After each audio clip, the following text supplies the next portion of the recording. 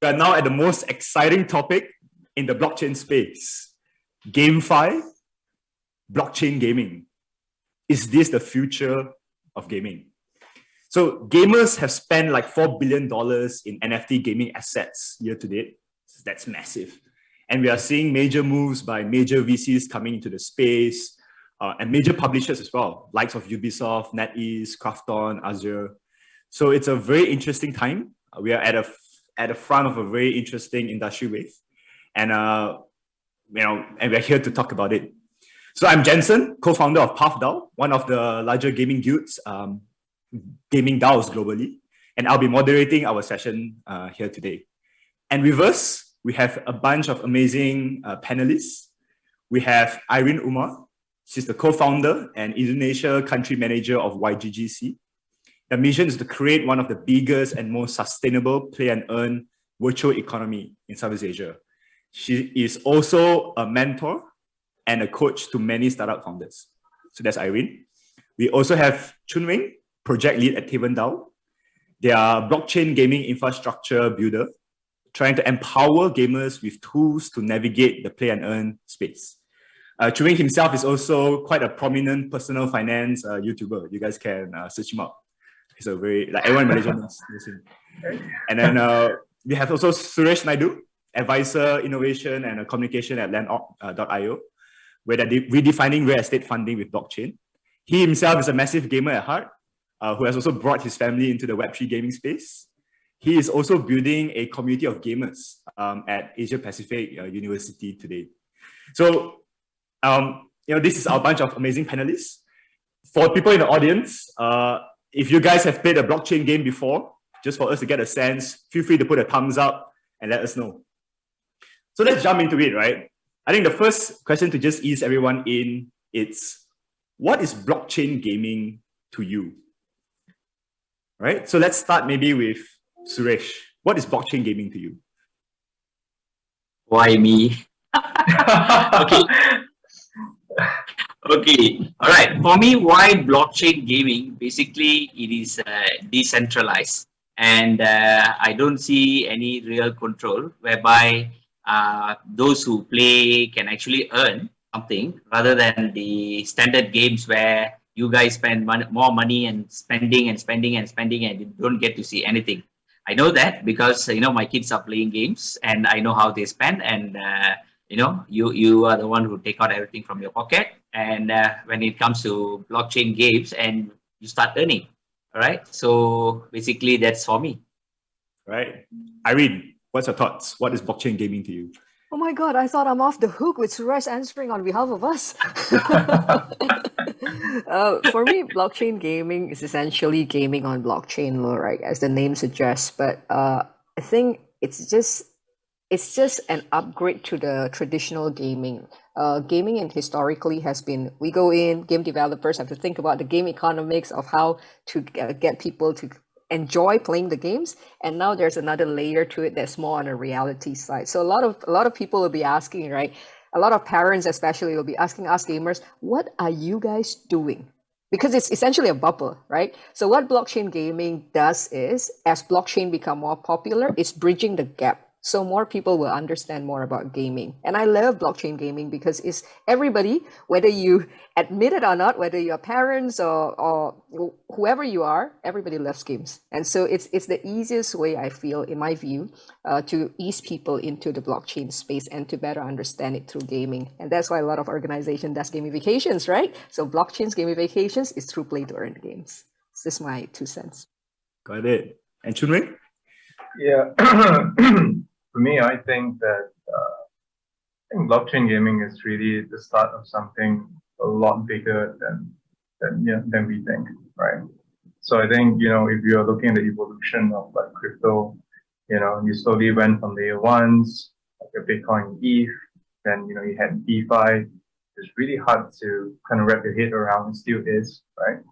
But GameFi is sort of like it's going to be one of those things that's going to impact a lot of people directly or indirectly. It's already happening now. I mean, things like Axie Infinity has already proven kind of the concept, right? The product market fit. But it's really going to be a huge, huge change. That's kind of like where what I'm excited for, actually. Yeah. Right. Now, for the benefit of some of maybe our newer audiences, right? Maybe can someone just the history of like Web3 gaming, right? Maybe from even the earlier days of like CryptoKitties, or maybe from Axie Infinity to where we are today, right? With even the move to earn sprouting out. So maybe Irene, do you have some thoughts to share? History, quick history, very quick history, just to give our audience a bit of a flavor, right? What's happening in the space? History of what? Sorry. How Web3 gaming, the whole play to earn, play and earn cycle has like grown, right? Since like maybe last year or the year before. Oh, so specifically starting from the CryptoKitty side lah.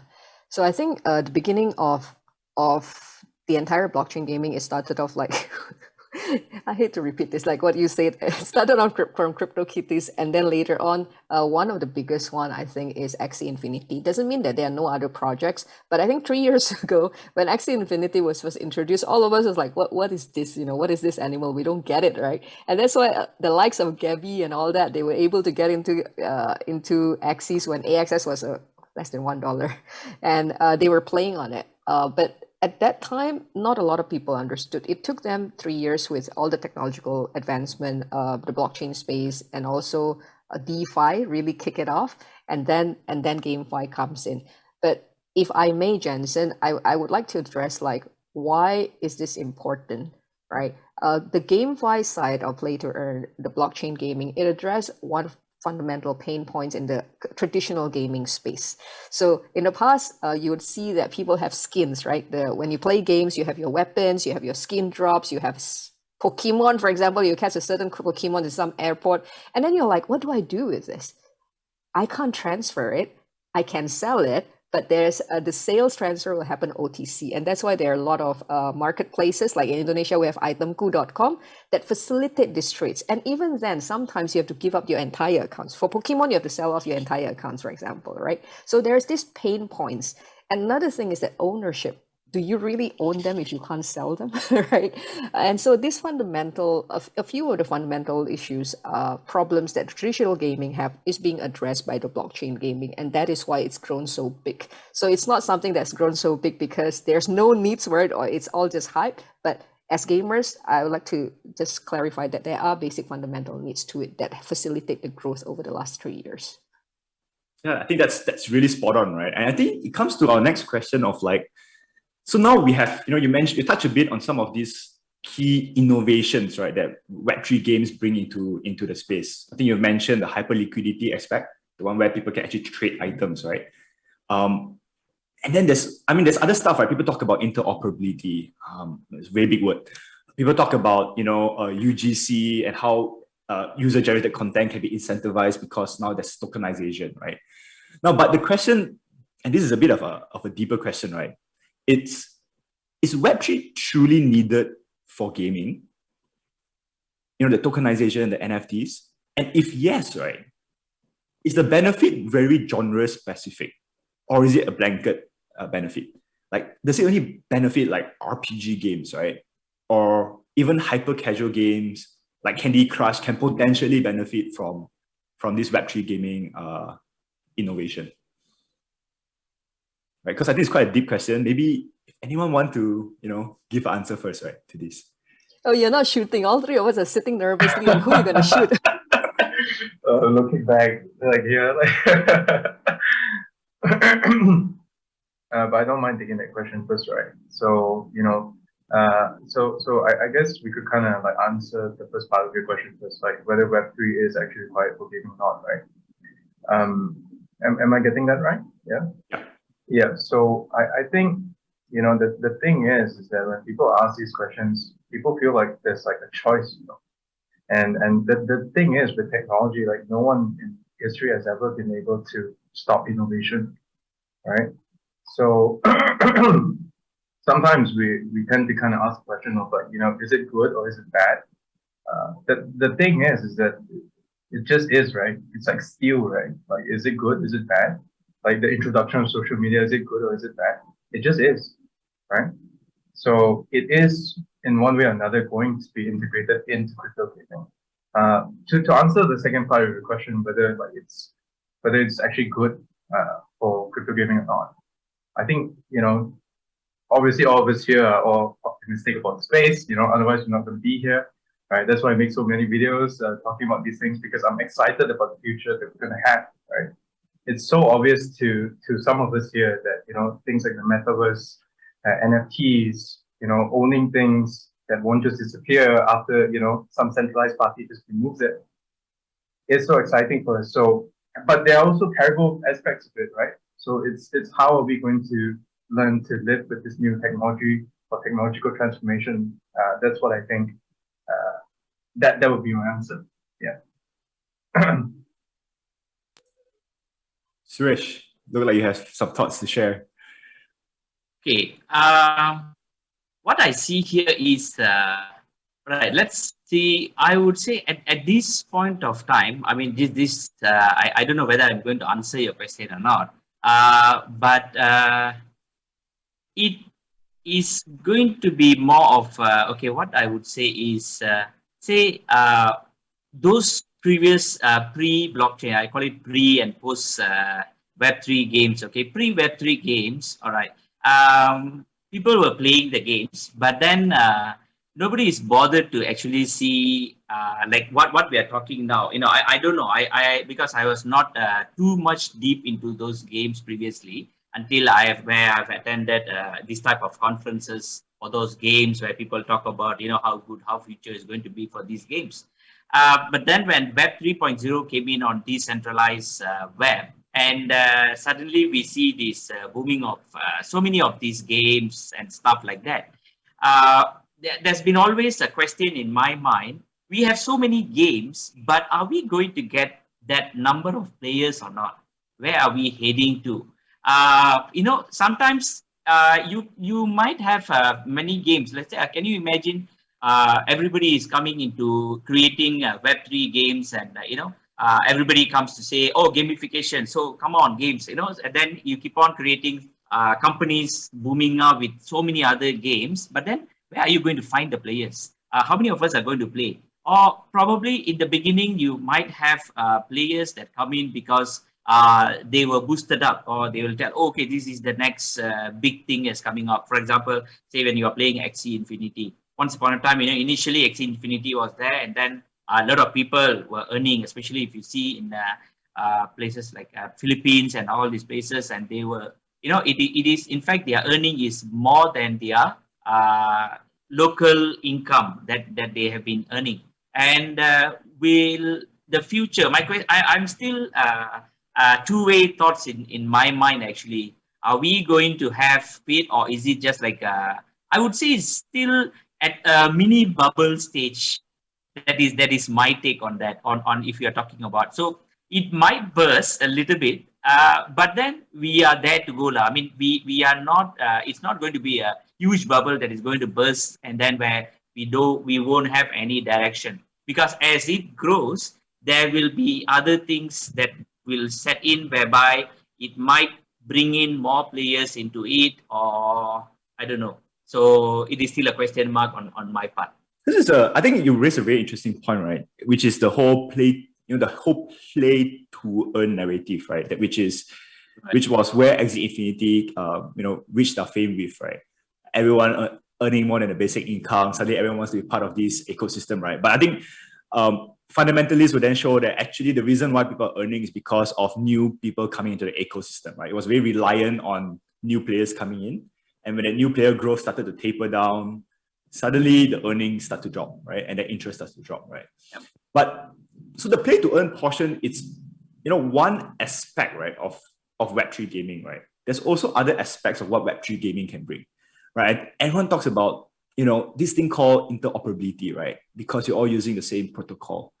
I know. Is any one of you able to shed a bit of light, right? Maybe Irene, right? Like, are there some exciting technological breakthroughs that's coming to Web3 gaming beyond the play to earn side of things, right? It needs to come. I mean, right now, play to earn is still it's not even a baby yet, right? It's still inside the mother's stomach because it's still very, very new. And I get this a lot because I've been in gaming space for a very, very long time. So I got drilled a lot as well by the gaming associations all over the world. And it's because we haven't seen the real game developers move into this space, right? So I'm excited for that time.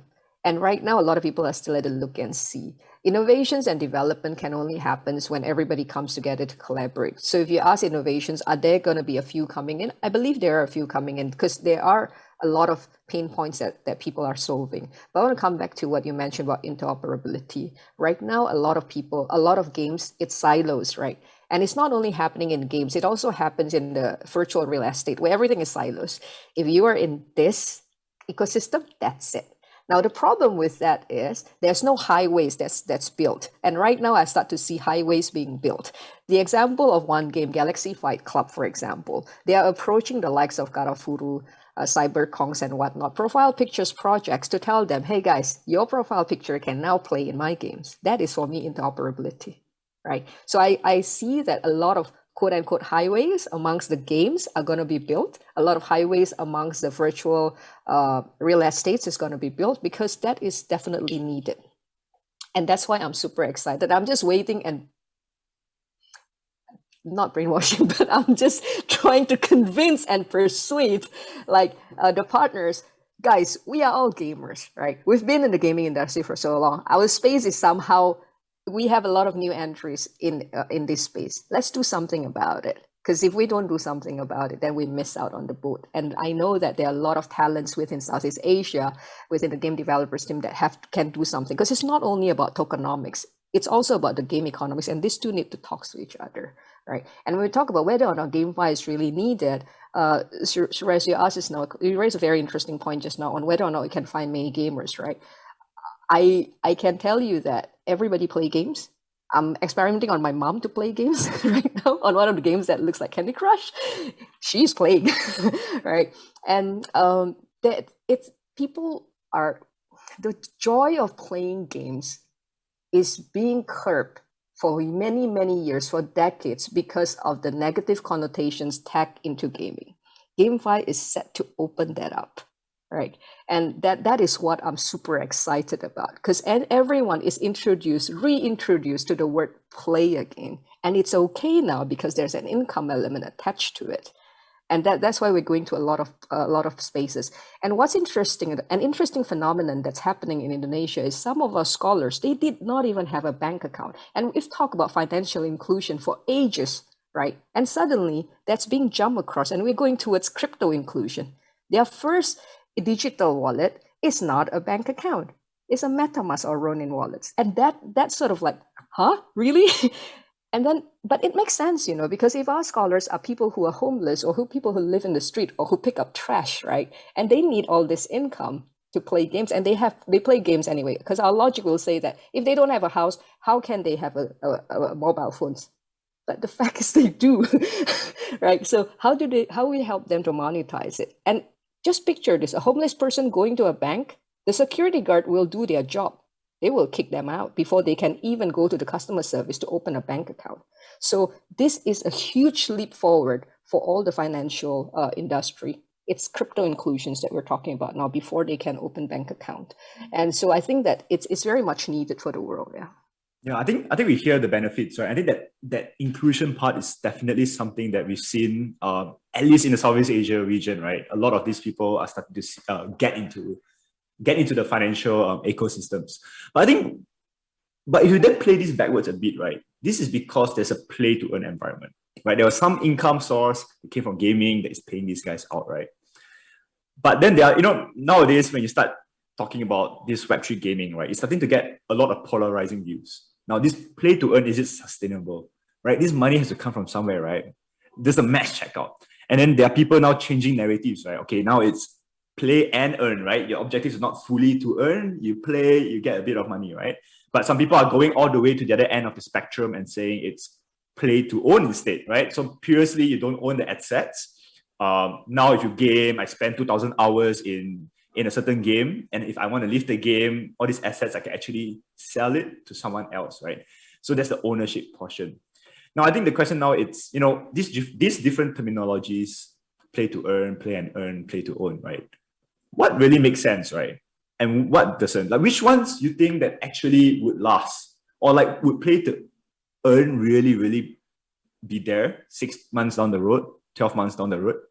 Because I mean, I'm just going to drop a data point here, right? If you look at average ARPU of a user, right? US is like $50, Japan is around $130, right? Korea is $100. Now, if you imagine, let's say 50% of the player base are here to really earn, the other 50% is they just game, right?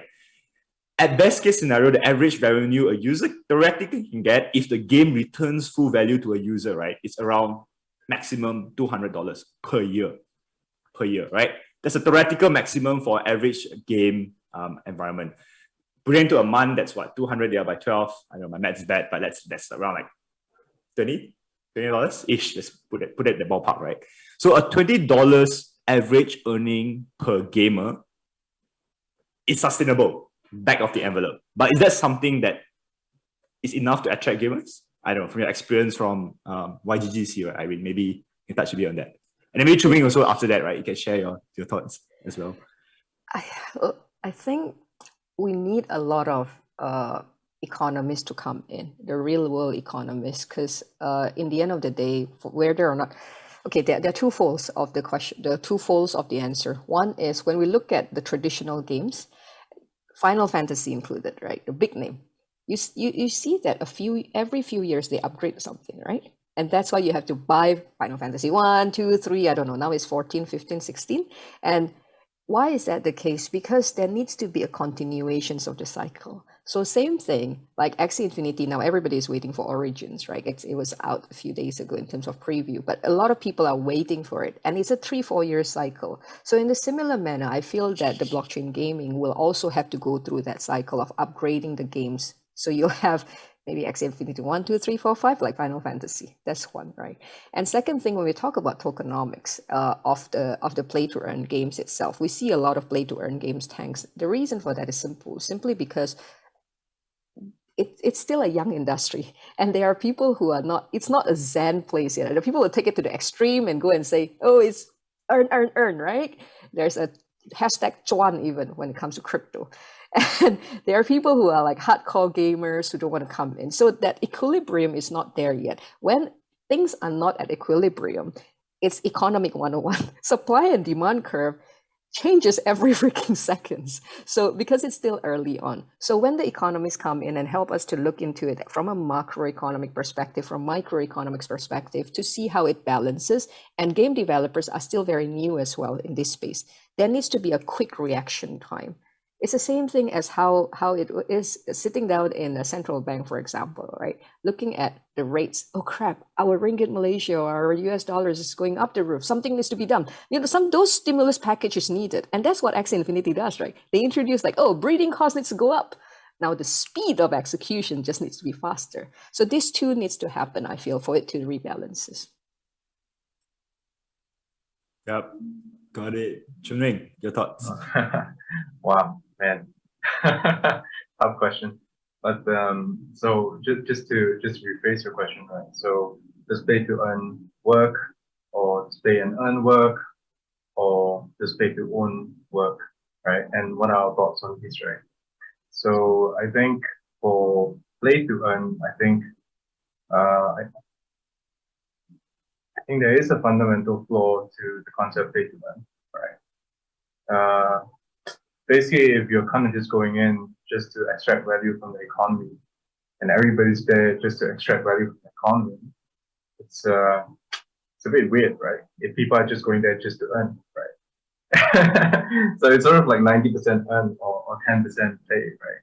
So it's kind of like, say I make hot dogs, right?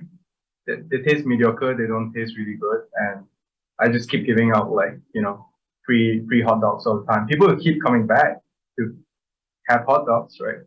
But they're not actually going to enjoy the hot dog if it's just like bland, right? People still come for it, but they're not gonna stay, right? So that's my thought about play to earn, right? Play and earn, on the other hand, is a lot more, I think, interesting, right? But I think even for play and earn, it's got to be like two kinds of different. To play and earn and play and own, I kind of like categorize them kind of combine them together, because I think that's more likely, right? Because if you look at play and earn and play to own, it's very similar to the economies that we've been looking at in previous games. So if you look, I grew up with games like MapleStory and World of Warcraft, right? Such a nerd. I love it, right? And basically what's cool is that what you do there is that you go inside, you start from zero and you fight monsters, and then you level up and you own more stuff, right? So that's play to own, and some people kind of resell those items and then just stay and earn, right? So I think the fundamental flaw that we need to fix right now is really like, first we need games to be fun, and then we kind of introduce, like, you know, the earning aspects and everything like that, right? And then the next thing that I would kind of talk about would be, I think, like two types of games that are most suitable for sort of like crypto gaming, right? Would be first your status conscious games, sort of like you want to own like the largest house in that metaverse, or you want to own like the biggest dragon in that metaverse or something like that, right? I think that's, and then after that you have this gaming term called power creep, because it's kind of like after a while you notice that World of Warcraft always introduces a new season of games or things like that, right? Then you kind of see, oh, okay, like the items from a while ago no longer work as well, so we got to fight for these new items. So there's a continuation, like what Irene said, right? It's got to have continuation, but things are not working like that right now, right? So that's the first kind of game. And the second kind of game that I think would probably work well would be sort of like your competitive games, sort of like your MOBAs, your Dota, your League of Legends, and things like that. And yeah, so that's my thought. I think you touch a bit on some of these interesting games or game models that have proven track records in the Web2 world, right? Mm-hmm. So like gamers, I mean, it's a question for my live audience, right? So gamers tend to be quite loyal to games, right? Mm-hmm. Question is, do we see a future where all these Web2 games that are already famous, they bring themselves onto the blockchain stack? And then, they already have a user base. Now, this user base gets to experience the innovations of Web3, right? Do you guys see that? I know, Suresh, maybe you want to give your views on that, right? Okay, I think as sooner or later, they will have to come into Web3 games, because I might differ with the notion that the gamers are obedient to one particular game, because with the number of people who have been obedient in one or two games, I've seen them when they hear from their friends that, hey, this another game is very good. I'm talking about pre 3.0 games. They tend to change, right? They tend to quickly jump to the new game, and then they say, hey, wow, this is cool and all that stuff. And they will say that, previously they were good in the other game, and currently they are playing a new game. They are not bothered. They say, oh, it's okay, that game is also good, but meanwhile this game seems to be better, right?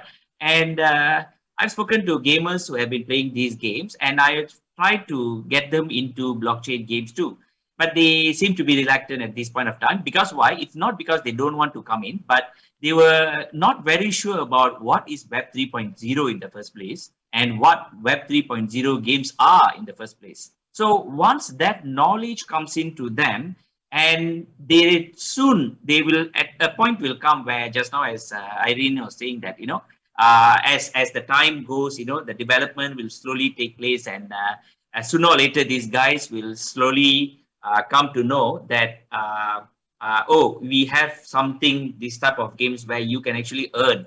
Oh my God, they realize that, oh, I've lost so much of my time playing a game that I've been spending but not earning anything, right? And that is when, the money part, when comes in with this current economic situation goes in, when they are unable to, pay money, that's when they will start coming in for, earn money stuff. So they will have to come in, because I have seen crypto companies that has got communities have moved on to blockchain side. So I don't see why they won't change. They will come.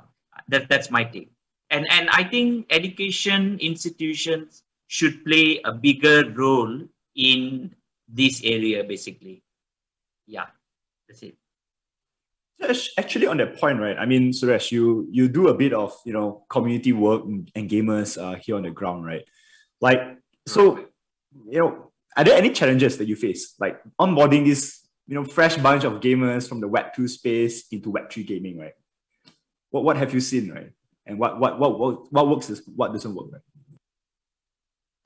Okay, what works is when you give them the right information about Web 3.0 games. Okay, what is it all about? When you give them a right direction, the right knowledge on those particular area, because I won't tell them that, oh, you are going to be see the best game compared to what you're playing now. I'm not going to encourage them saying that, but I'm going to tell them that there is a chance to earn here, whereby people like you guys, when you play, and then you are the ones who are going to give the feedback to the developers and stuff. And because what is getting you interested in that particular games, that you are sticking to it for a longer time, that when you come here, you will be able to actually guide them. All right, can never know, you might just come up and create your own game, a good one yourself. There is a high chance you become the owner of a game. I mean, I'm not saying that that it can't happen, but it could be. You never know, right? And those gamers, I mean, those game developers and the game owners, all these are very young people. They are not those who are in 60s or 70s, who are pumping in money to come up with these game ideas. These are gamers or people like youngsters who have been in the game section that is coming to this area, who are actually developing further. So you should look into that. So, and then again, yes, the education on blockchain, what is Web 3.0, all that, it can be given to them.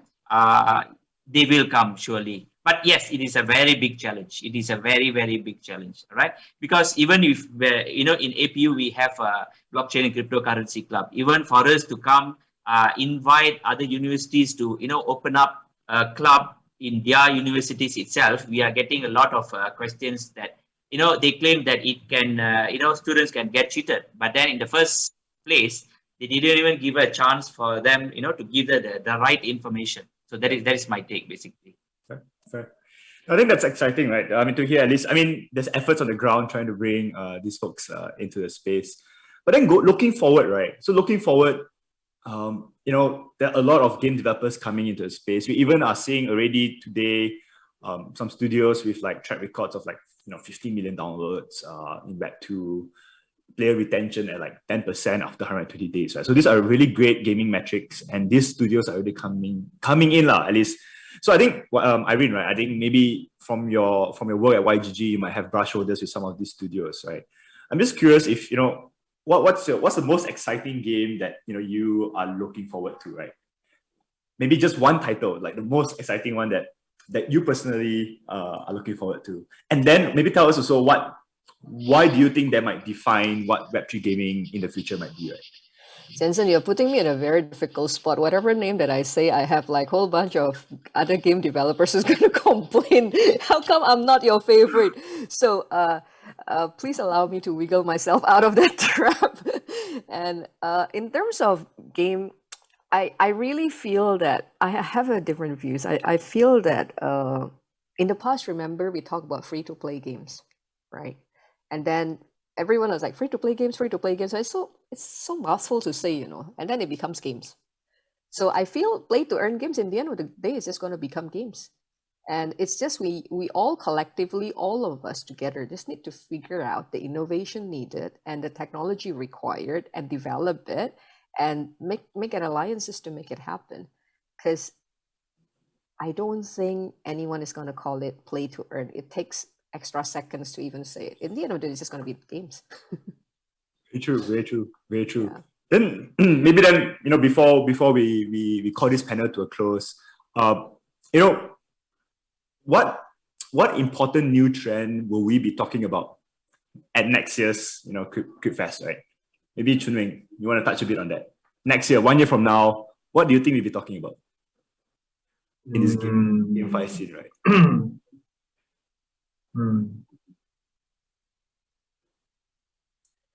Chun Weng, whatever you say, will be quoted 1 year later. Chun Weng made this prediction, and it come true. Well, you know, I guess what I'm seeing right now is not so much on like from the game side of things, because to be honest with you, I think good games take time, right? And we've not been able to give that privilege to game developers to actually sort of come in and kind of create that kind of environment, right? Because everything's been so rushed last year, bull market and all. But I think the most important things to sort of look out for would be your GameFi infrastructure projects or your metaverse infrastructure projects. Yeah, and if you look at all of the largest funds and the crypto funds in the world, I think A16Z recently just started a $600 million fund, and I kind of scanned through the whole list, right? I was trying to see like what they're investing in. So they're really focusing on game studios, the ones that will be making these new metaverses, right? And then the second thing that they really focus on is metaverse infrastructure projects. So I think those two would be the defining theme. So I went for a few crypto events early this year, right? Everybody was talking about DeFi. But I think what's cool is that next year when we start going to these different crypto events, it's going to be packed with GameFi and metaverse projects, right? I'm 100% sure about that. So yeah. Right. Suresh, how about you? What do you think the next trend will be that we'll be talking about, a year from now? Okay, for me, I think it is play to earn or games, as Irene mentioned just now, games that is connected to metaverse, which is also connected to AR, VR, and XR. So that AR, VR XR is what I'm seeing will, it will be an influential criteria in metaverse type of games when it comes to play to earn. So that is my take. Right. Simple as that. Irene, how about yourself? Aloma, I thought Chun Weng is taking the billet for all of us. For me, I think we are gonna see a unity amongst all the game developers, be it the ones who are on the sideline right now that's coming over, and it's gonna be an alliances, and interoperability will be addressed. Tokenizations of the tens of thousands or hundreds of thousands of tokens that's available out there, that will also be addressed. And the usage of GameFi, play to earn specifically, to onboard people into the blockchain space, that will be the hot topic. Right. And let's see if these predictions come true. So, sorry, you'll be out there. Well, we'll see, right? We'll come back and revisit this, 1 year from now. But so I think you can play this video. Show them. Yeah. I'm curious though. What about you, Jansen? I mean, myself, I think for me, in the near term, it's going to be dominated by a lot of simpler games, right? Like it could be a mobile, 2D, kind of Brawl Stars kind of equivalent games, right? Or strategy RPGs on mobile first. And because that's probably the easiest to develop from a development time runway. And it's probably the easiest to test with users because mobile adoption is so much easier right now in Web3. So I think we'll see that trend leading first, and there'll be a lot of experiments, right? Games failing, games doing well and stuff like that before the actual like AAA games that will come in. And honestly, I don't think we'll see any major AAA coming in until the next like 2, 3, 4 years horizon window. There are a lot of them saying they will try and create AAA games, and they're putting very aggressive time windows. I myself am quite pessimist. I hold like a different view, right? Like I don't think AAA games are able to deliver within a year or two. It's just historically not done before. But again, blockchain people are wizards, so you never know. I might be wrong. But yeah, so I think that's a bit in terms of some of the observations. And I think the aspect that is probably going to last longer, it's the whole ownership portion and the ability to really like understand what ownership means, right? In gaming. So that's probably my view in the year to come. But yeah, so I think massive thanks, Irene, Suresh, Chun Weng, for your time and joining us on this panel. And back to you, Quick Fest. Thank you and bye.